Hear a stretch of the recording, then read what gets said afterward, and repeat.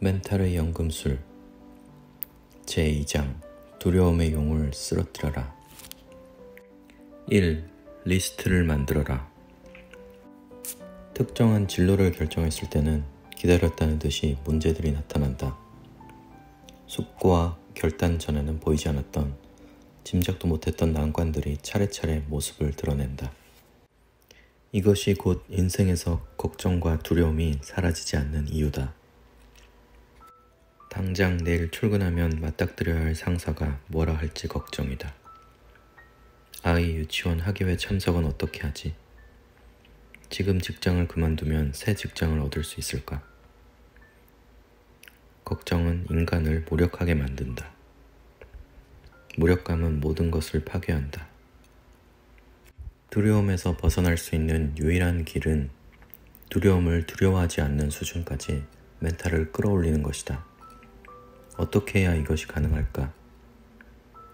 첫 번째 방법은 걱정이 아니라 문제를 직시하는 것이다. 둘째, 걱정과 두려움을 다루는 방법이라는 리스트를 만드는 것이다. 내가 가진 가장 큰 두려움은 미래에 대한 불확실함이었다. 용기를 갖고 도전했던 비즈니스들이 경험 부족과 전략의 부재로 차례차례 실패하면서 나는 깊이 좌절해 있었다. 그런데 노트에 미래에 대한 불확실함이라고 쓰자 뭔가 느낌이 좀 달랐다. 미래에 대한 불확실함? 이건 너무 추상적이었다. 나는 미래에 대한 불확실함이라고 적힌 줄 밑에 돈이라고 적었다. 다행히 백수 신세였지만 빚은 없었다. 지금 내가 갖고 있는 돈과 실업급여 등을 계산해보니 앞으로 1년 정도는 백수로 살아도 굶어 죽지는 않을 것 같았다. 그토록 어둡던 마음에 살짝 전등이 켜지면서 약간의 여유가 생겼다. 그리고 나는 두려움과 걱정의 목록들을 정리해 나가면서 점점 명확한 깨달음을 얻었다. 두려움 때문에 꼼짝도 못하는 상황이라도 꼭 여유를 먼저 챙기자. 두려움을 종이 위에 떨어뜨리면 여유와 빈틈이 생겨난다. 그 빈틈으로 호흡을 가다듬으며 종이 위에 떨어뜨린 두려움을 잘게 쪼개는 연습을 하다 보면 구체적인 해결책을 찾게 되고 일상을 회복하게 되고 자신감과 열정을 얻게 된다. 두려움은 용과 같다. 무시무시해 보이지만 실존하지는 않는 용 말이다. 당신이 작성한 두려움의 목록은 매우 유용하지만 두려움을 완전히 제거해주지는 못한다. 하지만 두려움이란 용은 빈틈이 많다. 빈틈을 잘 공략하면 두려움을 완전히 없앨 수는 없다 하더라도 두려움을 잘 길들여 더 이상 두렵지 않은 것으로 만들 수 있다. 한번 작성한 리스트를 지속 업데이트하면서 목표를 향해 가라. 용이 나타날 때마다 업데이트된 리스트는 훌륭한 방어막이 되어줄 것이다.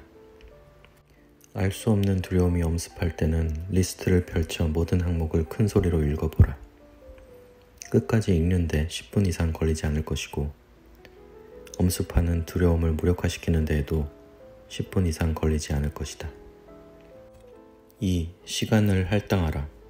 쓸데없는 걱정과 염려를 다루는 간단한 지혜가 있다.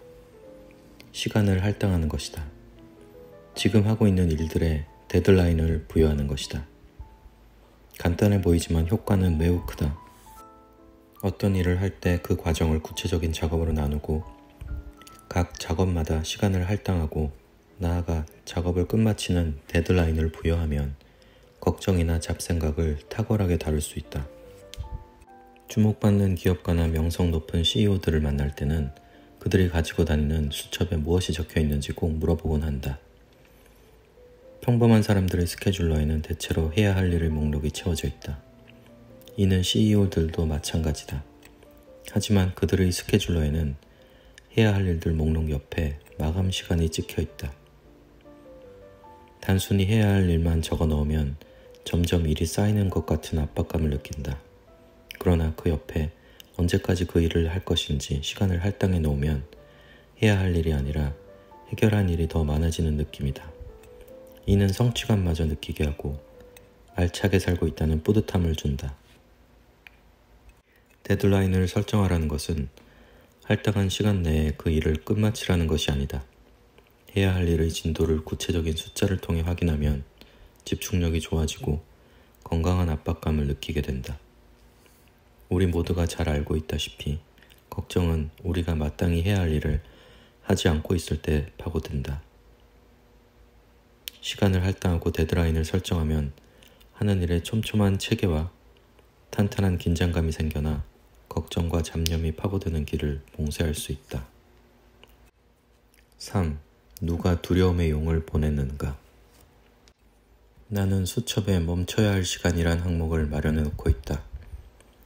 중요한 의사결정이나 브리핑, 미팅이 있는 날 아침에는 수첩을 열어 호흡을 가다듬고 생각을 차분히 정리하는 시간을 미리 정해 놓는다. 이런 습관을 들이면 중요한 일이 있을 때 방향을 잃지 않게 된다. 팽팽한 긴장감에서 1분만이라도 벗어나 침착해지면 중요한 것들을 놓치고 후회하는 일이 놀랍게 줄어든다.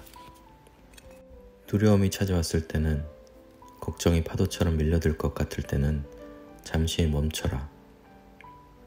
멈춰서서 한 걸음 물러나서 보면 두려움의 용이 아니라 신과 우주가 두려움의 용을 당신에게 보낸 이유가 선명하게 떠오를 것이다. 8. 아침에 일기를 써라. 일기의 비밀은 매우 간단하다. 일기는 우리를 삶 속에서 특정한 사건들에 좀 더 주의를 기울이도록 안내한다. 우리는 특정한 사건을 기록함으로써 그 사건들을 더 오랫동안 간직한다. 우리는 성공일기도 써야 하고 최악의 경험담도 기록해야 한다. 최악의 경험담은 바닥을 치고 올라갈 힘을 주고 성공일기는 긍정과 희망의 에너지를 우리 삶에 불어넣는다.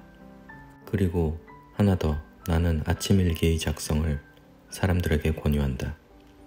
어떤 결과를 기록하는 것도 중요하지만 어떤 일의 시작을 열어주는 기록도 중요하다.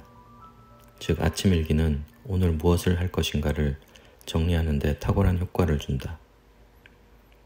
오늘 꼭 해야 할 과제 한 가지는 무엇인가를 머릿속으로 시뮬레이션 하는데 톡톡한 도움을 제공한다. 나는 오늘 출근하면 직장에서 어떤 점이 가장 행복하겠는가? 오늘 내게 가장 큰 동기부여를 해주는 것은 무엇인가? 오늘 무엇에 가장 감사해야 하겠는가? 오늘 내 컨디션으로 볼 때 가장 잘 해낼 것 같은 일은 무엇인가? 오늘 내가 꼭 알아야 할 것은 무엇인가? 오늘 두려움과 긴장을 유쾌하게 다뤄줄 필살기는 무엇인가? 긍정적인 사람은 타고난 성격 때문이 아니다. 우리가 긍정적인 사람이 될 것인지 부정적인 사람이 될 것인지는 오직 훈련과 습관에 달려있다. 아침 일기는 실행에 초점을 맞추도록 우리를 유도한다. 매일 아침 실행에 초점을 맞추는 사람은 긍정적인 사람이 될 확률이 매우 높다. 10. 우상향하는 인간이 되어라. 최악의 과거 경험을 소환하는 것은 지금의 어려움을 극복할 힘을 제공한다. 나아가 앞으로 닥쳐올 시련과 두려움에 맞서고 싶다면 최악의 상황을 미리 그려보는 것도 효과적이다. 어떤 일을 할 때 미리 최악의 시나리오를 써보라. 직장에서 해고당하는가? 직원들에게 월급을 주지 못하는가? 완전한 무일푼이 되는가? 가족들이 길거리로 나앉는가? 이 질문들의 답을 작성하다 보면 최악의 시나리오가 완성될 것이다. 그 시나리오를 감당할 만하다는 판단이 서면 도전해야 한다. 최악이 와도 당신의 인생은 계속될 수 있으니까. 최악의 시나리오 작성의 가장 큰 효용은 뜻밖에도 마음이 편해지고 침착해진다는 것이다. 바로 그때 우리는 용기를 만나게 된다. 최악의 시나리오를 피하기 위한 강력한 실행력이 생겨난다. 11. 벽에 부딪혔다는 것의 의미. 살다 보면 벽에 부딪혔다는 느낌이 들 때가 있다. 뭔가에 단단하게 가로막혀 앞으로 나가지 못하고 있다는 두려움이 엄습해온다. 하지만 벽에 부딪혔다는 것은 뭔가에 실패하고 있다는 뜻이 아니다. 뭔가 성공하려면 반드시 통과해야 하는 중요한 고비를 맞고 있다는 의미다. 따라서 우리는 벽에 부딪힐 때마다 가장 먼저 고맙다라고 말해야 한다. 성공의 기회가 주어지고 있기 때문이다. 어떤 일을 하거나 도전을 하고 있는데 벽이 나타나지 않았다고 해보자. 이는 아주 가벼운 아령으로 근육 운동을 하고 있는 것이나 마찬가지인 것이다. 벽에 부딪혔을 때는 좀 더 무거운 아령을 준비해야 한다. 익숙하고 편안해진 영역을 지나 당신의 통제 영역을 확장해야 할 시기다. 벽에 부딪히지 않았더라면 관심을 두지 않았을 새로운 해법들을 찾아 나서야 한다. 원하는 것을 얻으려면 그냥 원해서는 안 된다. 간절하게 원해야 한다. 통렬하게 원해야 한다. 숨이 막힐 정도로 원해야 한다. 목숨을 걸고 원해야 한다. 그렇지 않으면 삶은 취미의 수준으로 전락한다. 벽에 부딪히는 느낌이 들 때 당신은 어떤 삶을 선택하겠는가? 제3장 세상 모든 장애물을 황금으로 만들어라. 인생은 절대 만만해지지 않는다. 유일한 전략은 당신이 더 강해지는 것이다. 3. 잘 하지 못하는 것을 잘 하라. 중세 연금술사들처럼 우리는 쓰레기로 황금을 만들 줄 알아야 한다. 아무도 거들떠보지 않는 것, 피하고 싶은 것, 내다버리고 싶은 것, 유효기간이 지났다고 생각하는 것, 그래서 어떤 주목도 받지 못하는 것들을 황금으로 만들어낼 줄 알아야 한다. 우리는 본질적으로 잘하는 것을 잘한다. 반면에 싫어하는 것은 좀처럼 잘하지 못한다. 물론 성공하려면 잘하는 것에 집중해야 한다. 잘하는 것에 집중하려면 어떻게 해야 할까? 잘하지 못하는 것을 잘하는 수준으로 끌어올려야 한다. 싫어하는 것, 잘하지 못하는 것에 방해받는 상황에서는 잘하는 것에 집중할 수 없다. 우리는 약점에 대해 진지하게 검토하지 않는다. 약점은 누구에게나 있는 것으로 가볍게 생각한다. 하지만 약점은 반드시 해결되어야 한다. 약점을 해결해야만 강점이 더욱 빛나는 법이다. 무결점의 완벽한 사람이 되라는 이야기가 아니다. 결점을 쓰레기로 남겨두지 말라는 것이다. 10. 부자의 그릇, 빈자의 그릇. 근본적으로 삶에는 두 가지 길이 있다.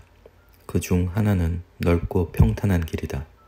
대부분의 사람들이 선택하는 이 길을 걸어가면 어디에도 도달하지 못한다. 문제가 없으면 사람들은 약해지기 때문이다. 즉, 길은 무난하고 쉽지만 그 길을 걷는 사람은 점점 약해지고 만다. 그래서 평탄한 길임에도 사람들은 끊임없이 중도에서 포기한다.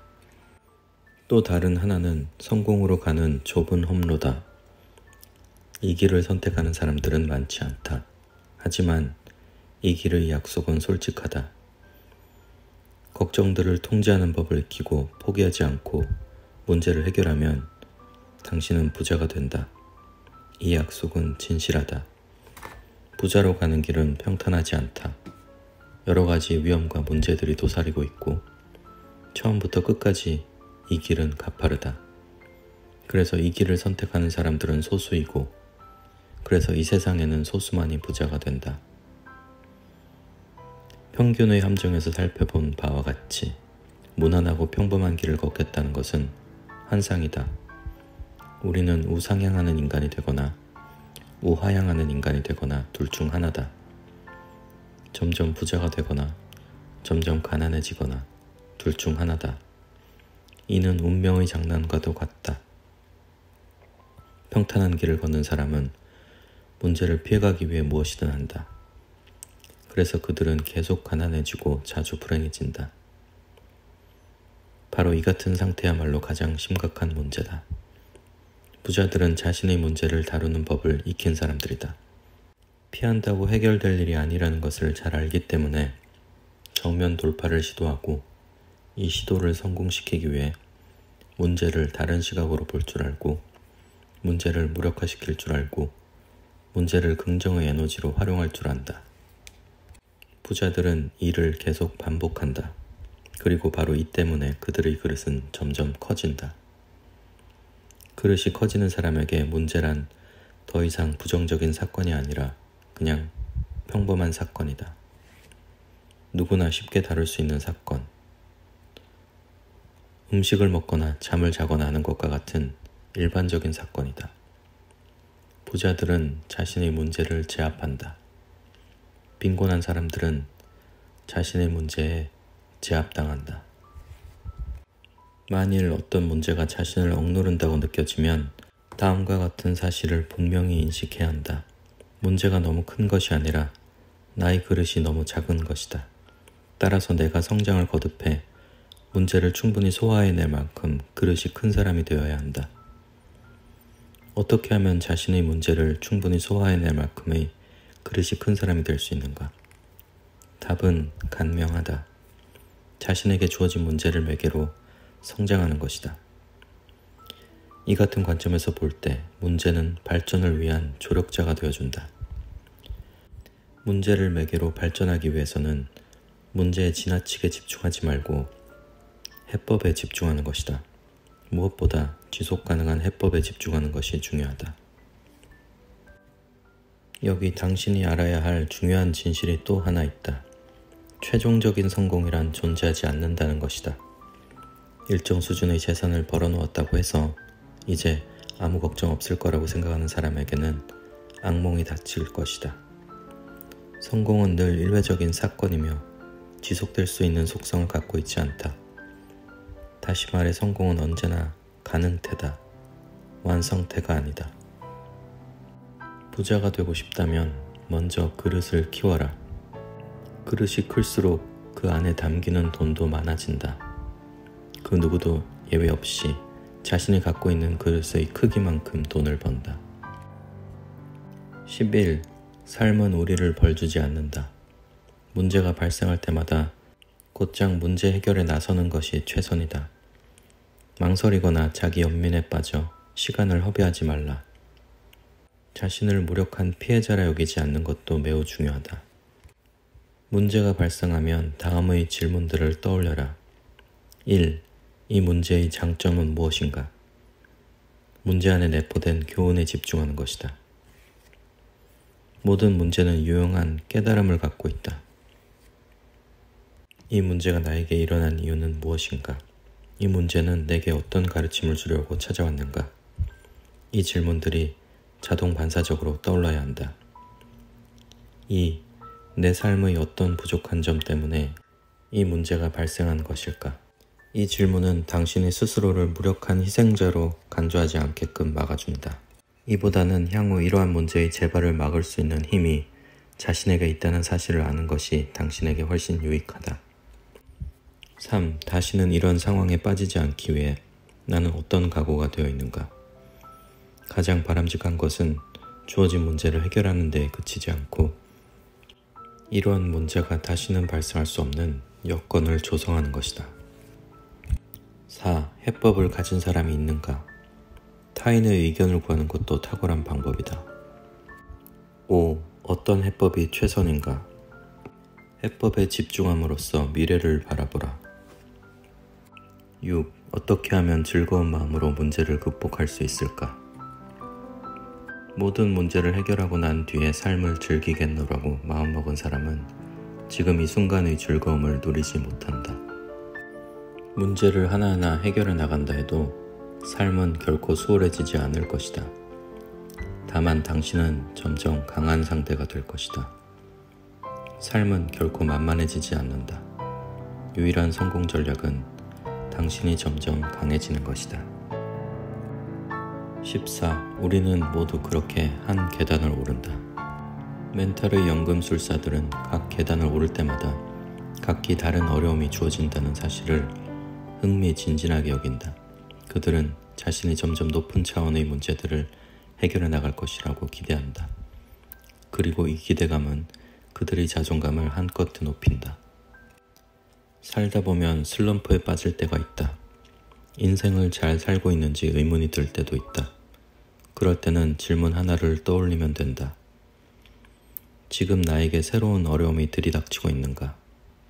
만일 그렇다면 당신은 슬럼프나 정체에 빠진 것이 아니다. 새로운 어려움이 찾아오고 있다는 것은 그만큼 당신이 발전했다는 증거이기 때문이다. 우리는 모두 그렇게 한 계단을 또 오른다.